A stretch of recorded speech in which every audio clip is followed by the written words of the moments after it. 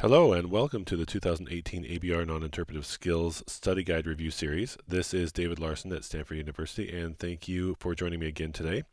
We are continuing where we left off last time in the study guide, and we are in section 2.2, Core Concepts of Safety. We're just continuing within that section. So let's go ahead and get started. First question, what is the SRK classification scheme of human error, and what does it refer to? All right, so SRK refers to skill, rule, knowledge, or skills, rules, knowledge. And what it refers to is the cognitive mode in which the individual is operating when he or she commits an error. So there's a skills mode, a rules mode, and a knowledge mode. So let's get to the next question. Describe the skills-based, rules-based, and knowledge-based actions and provide an example of each. All right, so a skills-based action is one that's performed automatically, requiring little conscious attention. It's one you just have, it's just embedded in your skill. You just do it on autopilot. You don't even think about it. In fact, you can think about other things while you're doing it, like tying your shoes or driving on the open freeway. It just happens automatically. Rules-based action requires an intermediate level of attention. So you have these intermittent rules that you face. So for the most part, you are on autopilot, but then intermittently you have some rules that you have to mentally engage, and then you're back on autopilot. So some examples are like when you're getting dressed in the morning. For the most part, it's pretty routine, except at some point you have to stop and decide which clothes to wear, and then you go back to your routine. Or when you hit a four-way stop, for the most part it's pretty automatic, but then at some point you have to look around and you have to have your attention engaged while you decide who's going to go, and then you kind of go back into autopilot. And then on the other end of the spectrum, knowledge-based action, that requires a high level of concentration or mental engagement. If you do it for a long period of time, it tends to be cognitively taxing. And this usually happens in the setting of new and complex situations. So for example, if you're playing the sport for a first time, requires a lot of mental engagement, trying to figure things out as you're going along. You make a lot of mistakes. Or if you're driving in poor visibility conditions in an unfamiliar city, very different kind of driving than you're just on the open freeway in the desert. That requires a lot of concentration, and you really need to have all of your faculties engaged, and you're going to make mistakes, and you're going to make different kinds of mistakes in that environment. So that gets to the next question, and that is, so to prevent recurrence of a mistake or of an error, how should a rules-based error be treated differently than a skill or knowledge-based error? And this is really why the whole SRK framework is important. It's how you react to when somebody makes an error, depending on the cognitive mode they're operating in. So if it's a skills-based error, so if they made an error when they were doing something on autopilot, the types of errors they make are slips and lapses, and it's just kind of, it's like when you call your child by the wrong name, or something that happens all the time. You don't mean to do it, and nobody really thinks that you don't know your child's name. It's just a slip, and it happens all the time. But if it's done in an environment where you don't have ways that you can either prevent that from happening or prevent that from propagating, then it can result in disaster. So you want to put in things like forcing functions that make it hard to do the wrong thing. Like an example is a microwave oven that can't be operated with the door open. So someone might accidentally try to operate it when the door is open, it just wouldn't let it happen. Or enablers, which are kind of the converse, it makes it easy to perform the right action. So for example, on a door, you may have a handle for pulling and a plate for pushing. Makes it pretty obvious you're not going to pull a door open with a plate. So that's skill-based error. So then on the other end of the spectrum is rules and knowledge-based error. And again, those are different kind of errors that you make in that environment. Those are called mistakes, and those are amenable to increased supervision, additional training and coaching, deliberate practice, and intelligent decision support. So those are the types of things where you do want to train people if they're making that type of an error. So that gets us to the next question, and that is, what happens when the wrong strategies are used to try to prevent human errors? And provide some examples. Well, the short answer is it's not effective, and it's often insulting or frustrating. So for example, if a radiologist accidentally dictates 100 milligrams instead of 100 micrograms, that's a skill-based error, and it's not likely to benefit from education. So you don't want to send this person to unit school or whatever, remedial education to learn their units, because it was just a slip. So instead you want to think about things like affordances, constraints, or error detection mechanisms, because they didn't mean to do that. Or on the other end of the spectrum, when a specialist referring clinician orders an MRI when an ultrasound is more appropriate. I mean, if they really believe they want the MRI, even though you would say, or the evidence would show, an ultrasound is more appropriate, if you just put a forcing function in there, it's unlikely to be effective. Instead, it just makes people mad. It's like, no, I want my MRI. Instead, you need to have activities like education, or in this case, consensus building efforts, or otherwise some way to get to the root of the problem is, and that is that the specialist referring clinician actually wants the MRI in a situation that may not be appropriate. So the moral of this whole story is you got to understand the cognitive mode people are operating in when the error is made, and respond accordingly, and don't respond with education when forcing functions are appropriate, and vice versa. Next question. According to the Agency for Healthcare Research and Quality, a culture of safety encompasses what 4 key features? So culture of safety basically refers to the environment that people work in, whether they feel safe and are able to report errors and address problems. So the 4 main areas are acknowledgement of the high-risk nature of an organization's activities and determination to achieve consistently safe operations. So you need to first to say, yes, we're in a high-risk area, and so it's going to require an extra effort and a different approach to maintaining safety. Second, a blame-free environment where individuals are able to report errors or near misses without fear of reprimand or punishment, even if they made the mistake. That's really the hallmark of a good culture of safety. If they made a mistake and they can come forward and say it, and they're not going to get punished for it. Number 3, encouragement of collaboration across ranks and disciplines to seek solutions to patient safety problems. In other words, physicians and nurses, for example, can work together who are in at different levels in the hierarchy, or radiologists and emergency physicians can work well together even though they're in different disciplines.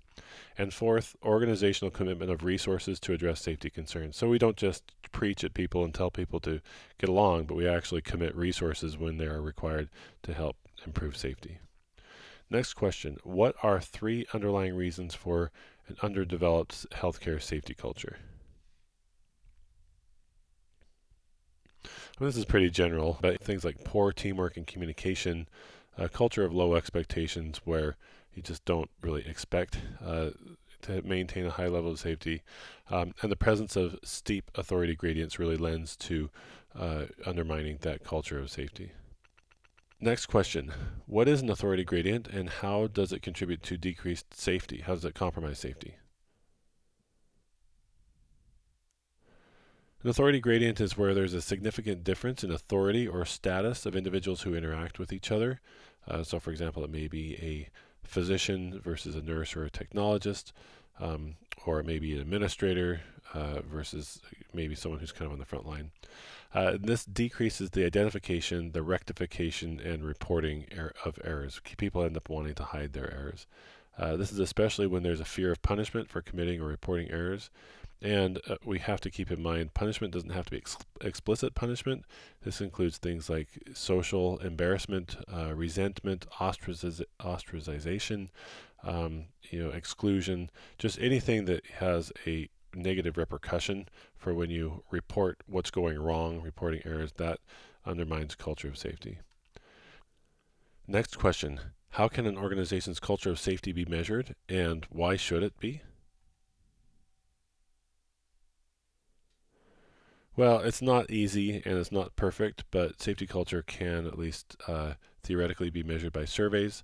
The AHRQ Patient Safety Culture Survey is an example, or the AHRQ Safety Attitudes Questionnaire. So we do our best, basically. And the reason why we want to try to measure it is because poor safety culture has been linked to increased error rates, and specifically not resolving error rates over time. So organizations really do try their best to try to monitor the culture of safety in their organization. Next question. Describe the concept of just culture, including the 3 main types of behavior included in the model. So just culture is really about the balance between avoiding blame, which compromises safety and increases the misery, and individual accountability. So are you blaming people on one hand, which is clearly negative? On the other hand, do people just not have any accountability, and you can't have that either. So we're looking for a fair and just culture, essentially. So there has been a fair amount of work on this, and one of the dominant models describes three types of behaviors: human error, at-risk behavior, and reckless behavior. So human error is an innocent slip or a lapse. At-risk behavior really refers to taking shortcuts, and then reckless behavior, things like flaunting firmly established safety rules, like you're really supposed to be doing it and you just recklessly don't do it. And so one of the main points is the response should be predicated on the type of the behavior, on the reaction, not on the outcome or the severity of the event, which is often how we react. It's like no harm, no foul. Well, no, in a fair and just culture, that's not how we react. If it wasn't supposed to be done, then we shouldn't have done it. And if it's okay in one situation, even if it results in a bad outcome, then we should have a similar reaction as to when it results in no problem. Next question: how should each type of behavior in the just culture model be addressed? And provide examples. So the first type of behavior is human error. When there's a problem, this is an individual who, again, a slip or a lapse, didn't mean to do it. And the reaction should be to console the individual who committed the error. So an example is where a nurse inadvertently administers medication through the wrong route. And so some ways to, after you console them, some ways to prevent this in the future, things like modifying available choices, change your processes or workflow, improve training programs, redesign your system or your facility. So again, we console the human error. The next level, at-risk behavior. Again, this is where people really should have known better, but they didn't do it, but they didn't really mean to hurt anyone. So in this situation, we coach the individual so as not to repeat the error. So for example, a technologist may use a yes or no confirmation, like, are you Mr. Jones? Rather than open-ended question, what is your name? Because the open-ended question has been shown to be more reliable, to have fewer errors. So when they were confirming the patient identification, they basically did it the wrong way. And they knew they should have done it that way, but they didn't mean to hurt them, but it's a habit, and so they just did it. So strategy in this case, you want to counsel the individual, you want to better incentivize correct behavior, modify processes, training, and so forth. So we're coaching the at-risk behavior. And third, reckless behavior. This is when people really know better, and it's in people in the organization, everyone else pretty much is doing the right thing and this person is not, and that's when we take a firm action. So for example, a surgeon who refuses to institute timeout procedures despite history of errors. And so in this case, the strategies are basically we remediate and take punitive action as warranted, and we may even restrict privileges as necessary. So in general, it becomes this may be relative. It may depend on the individual's history. So if this has never happened to the individual, it probably is more likely a human error or maybe an at-risk behavior. But if it's a pattern, then it becomes more of an at-risk behavior or maybe even reckless behavior.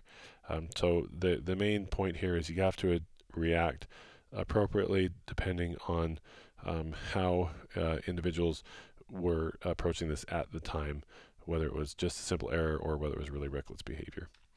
Next question.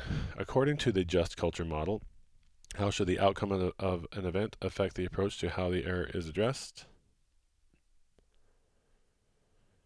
We talked about this earlier. The answer is not at all. Safety is increased when behavior is addressed regardless of the outcome. Otherwise, it turns into a game to not get caught. This is not a fun game or not a game that results in increased safety. So once again, outcome of the event does not affect the approach to how the error is addressed. This is something that you really need to know. Next question. What is a safety coach or a champion? This is a person in an organization who takes ownership of safety-related processes and fosters a safety culture. It includes oversight of safety reporting systems. Basically, kind of your local person who is kind of monitoring, advocating for safety behaviors, and really kind of watching over the environment to make sure that they are maintaining a kind of a fair and just culture and a good culture of safety. Next question, what should be the focus of an investigation of safety events? The answer in this case, you could say the primary focus should be on the patient, the event, the processes, and the systems surrounding the event. And the point is, it's not on the individual committing the error, at least not as long as they were acting recklessly. Of course, you have to look at that as part of it, but usually it's that most people are acting in good faith, and you really should assume that, especially if there's no evidence to assume the contrary. And then it's really about the focus on processes and systems and so forth. And so also a reporting system needs to not be the means of instigating punitive action. So if a safety reporting system is where people kind of snipe or get other people in trouble, so to speak, that's a problem. And even if the administration says, well, it's not punitive, but if it feels punitive to the individual, then it has the same effect as if it is overtly punitive. So you can't just say it's not punitive. Punitive is as punitive feels, and it has the same implication, the same impact on the organization. Next question, describe the term second victim. Second victim refers to a healthcare worker who is traumatized by an error or an adverse patient event in which they're involved. This is a terrible thing when there's an error and it has an adverse outcome. And in healthcare, unfortunately, sometimes those adverse outcomes are just really awful. And so if you're involved, especially those who are really trying to do the right thing and then they make a mistake, they often feel intense feelings of guilt, sorrow, and anxiety. This has even been related to kind of this, similar to post-traumatic stress disorder, or maybe even the same thing. Honestly, people have committed suicide after committing an error that led to a terrible event. So you have to watch this very carefully. So organizations should first of all recognize that this is an issue. When this happens, when there's an event, a traumatic event or tragic event, they identify that situation, find who's at risk for having these feelings, console the individual, have a program available to support individuals when this occurs, and make sure that their processes and systems don't just add to this feeling of a second victim, making them feel even worse and putting them at greater risk, but they really do support this individual, but at the same time go and find out what happened and how they can prevent this from happening in the future. This is an important one to know as well. Okay, I think we're going to go ahead and stop there. This is the end of this chapter, and we'll get to the next chapter in the next video. So thank you again for watching. This is David Larson reviewing the 2018 ABR Non-Interpretive Skills Study Guide.